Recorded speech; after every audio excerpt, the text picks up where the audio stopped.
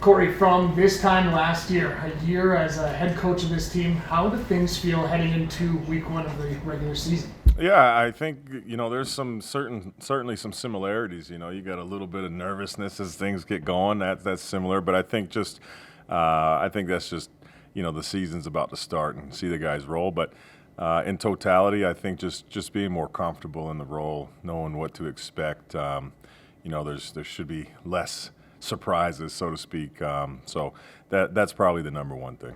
What have you seen out of your defense so far? Another year under your system, you guys brought back a lot of the key contributors from last year, almost more instant cohesion or chemistry throughout camp and then throughout this week. Yeah, I think so. That it kind of allowed us to take off pretty fast from where we left the season last year, and being able to implement some different things for us. But a lot of things that we still preach, they certainly still do, and trying to create turnovers and stuff like that we saw throughout camp. So excited to see these guys play a full game together, and there's the physicality element as well. You've seen a little bit of it in preseason, and then now it's the real deal. So we'll see what that looks like for 4 quarters. Corey, what have you seen from Peyton Collins that you trust him to start week one here? Big Red is a really good football player, man. Really excited when we had the opportunity to sign him. Certainly when he came in, he kind of validated our thoughts. Extremely smart, physical football player.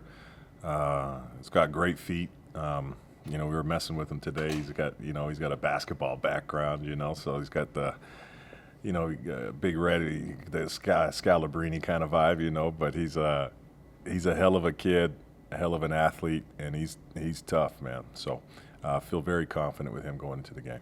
With the success you guys had year one under you and the steps taken forward, there's a lot of expectations placed on this team from outside the locker room as well as inside. How do you guys handle just everything? Do you embrace it? Yeah, you have to. I think, I don't think expectations are expected from us, but it's not the outside, which is fine. It's, we know what we want to accomplish, and we have high expectations of ourselves, not in just totality, on the daily. So nothing's going to be higher than that. So we focus on that. Sorry, Rob. I mean, every game is important, but the season opener is the only one that has about 210 days of waiting for it. What is that vibe like? What is the anticipation like as it nears? I think it kind of, I spoke to Rob, right? Like, I think there's a little bit of a nervous tick because you're just ready to get going. I'm sure the guys are like, shoot, man, let's just do it now.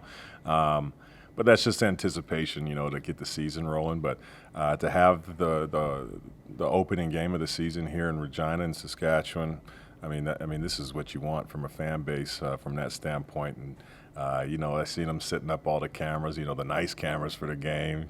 So the guys they're excited about that, and we're happy as ever that it's at home.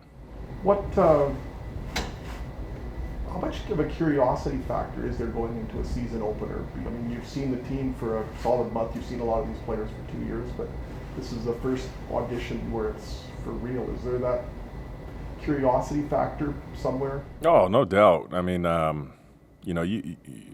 we have a lot of the guys returning on the roster, but people change throughout an off season. Some take steps ahead, some take steps back, some are neutral. I mean, so we just hope everybody's taking a step forward, and certainly to this point, it looks like we have.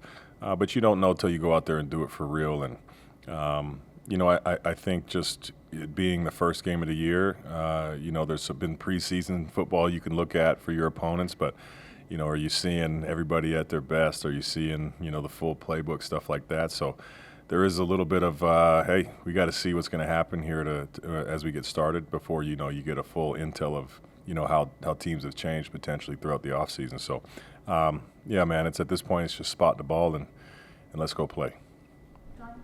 Hearing from some of the guys, sounds like the motto for your team this year is on the clock. What does that mean to you? Where did you get it? How did you come up with that idea? And how does that play out on the field? Just, I guess, kind of speaking to our expectations. We think it's our time, man. We're on the clock. So what are we going to do with it? Everybody's hungry. but it's one thing to say it; it's another thing to do it every day. And certainly tomorrow is another day that we gotta answer the bell. So, it's just something we're kind of hanging on to this year. We'll see where it goes. How do you clock into a season and really play out that motto in terms of action on the field instead of just the words? Win. Justin.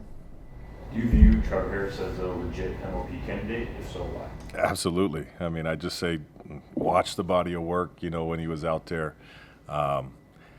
It's unbelievable to watch this guy in practice. If we're given new looks or something like that, how fast he can diagnose those kind of things. And, what might be new for even myself, I'm like, hey, shoot, Trevor's maybe seen it before. So there's just not so much that happens from the defensive aspect that Trevor can't diagnose and do it quick. And certainly with the weapons that we have around him, I think it bodes well for him to have an outstanding season. And I would never be shocked if he's in that conversation. Has the team had any communication, let's say, with Trevor Reed and his status, considering they call him starting stuff happen? Yeah, I think we've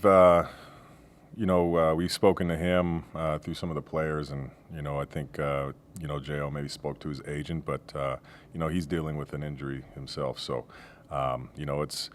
we wish him well, unless it comes to the point where he's in the building. He was close to a lot of guys in here, but we're so narrow focused on who's here now, and certainly we got another young buck, just like we did with Trevor last year, stepping in to get his feet right out the gate. We're looking forward to it, man. Gino Lewis mentioned something to me about Trevor Harris recruiting him a little bit during the negotiating window. Were you involved in any of that, talking to Gino? Into who? Gino Lewis. No. I don't know what was put out there. I will say this: Trevor's got so many options when he does decide to retire at 55. He could be a coach, he could be an agent, he could be on TV, whatever he wants. Because he can recruit, but that wasn't in the equation. So. Jamie. You were in Calgary when defensive linemen had to flip to O-line because of injuries, and you didn't miss a beat. Last year was the same here. Is there something schematically, preparation-wise, Mark, Edwin do yourself to be able to have that plug-and-play mentality on the O-line where you don't really notice, even though the personnel has changed, that the production doesn't? Yeah, in specifics to a D lineman going to offensive line? You only have one guy from the start of training camp in the position they were in. Yes, okay, I see what you're saying. Sorry. I thought this was a Micah Johnson question. No. So It might turn into one. Hopefully not. yeah, no, I sure hope not. That's I got to tip the cap. That's Edwin, man, Edwin Harrison, and certainly too, I think our personnel department too. We're looking for guys who can do multiple things. And we give people opportunities throughout training camp and practices. Even, you could be the starting left tackle and you're playing center and on look team. We just know how it is and how it can happen throughout the year, and it's such a crucial position for us to be able to have those guys that are versatile and to be able to work together. We do that. So that's tip of the cap to Edwin and certainly to those guys in that room. You got to work with Logan for the first time last year. What are you learning about this young man who, as we've seen, can play everywhere and now has to lock it down in the middle? Yeah. I'll never forget my very first conversation with Logan was one of honesty. I said, I think you're a really good football player.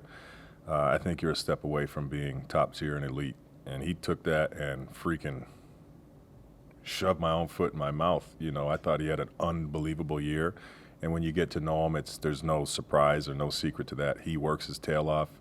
Every day is important to him. This team is extremely important to him. Again, not shocked. You're always kind of like, oh, well, we got Ferland, so what position do we need?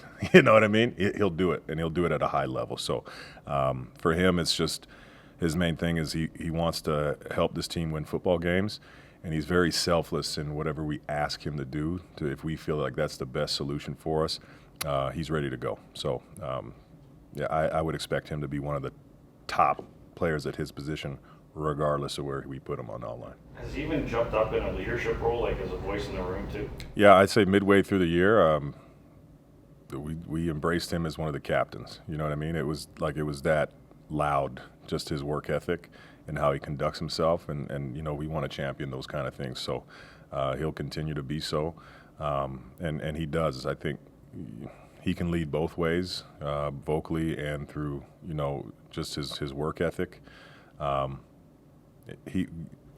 We look at player, are they a Rough Rider? He is a perfect portrait of that.